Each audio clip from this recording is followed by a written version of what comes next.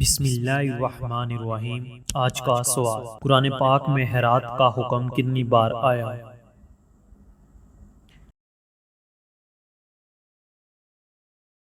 جواب 150 بار۔ بسم اللہ الرحمن الرحیم۔ شروع اللہ کے نام سے جو بڑا مہربان نہایت رحم کرنے والا ہے۔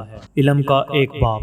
حضرت ابو ذر غفاری رضی اللہ تعالی عنہ سے روایت ہے، فرماتے ہیں کہ مکی مدنی سرکار دو عالم کے مالک و مختار صلی اللہ علیہ وآلہ وسلم نے مجھ سے ارشاد فرمایا، اے ابو ذر، تم صبح کے وقت کتاب اللہ یعنی قرآن پاک کی ایک آیت سیکھ لو تو یہ تمہارے لیے 100 نوافل پڑھنے سے افضل ہے۔ فرمان مصطفیٰ صلی اللہ علیہ وآلہ وسلم، بے شک قیامت کے روز ہر مقام پر میرے سب سے قریب وہ ہوگا جس نے دنیا میں مجھ پر کثرت سے درود پڑھا ہوگا۔ جو مجھ پر جمعے کے دن اور رات درود پڑھے تو اللہ پاک اس کی 100 حاجتیں پوری فرمائے گا، جن میں سے 70 آخرت کی اور 30 دنیا کی۔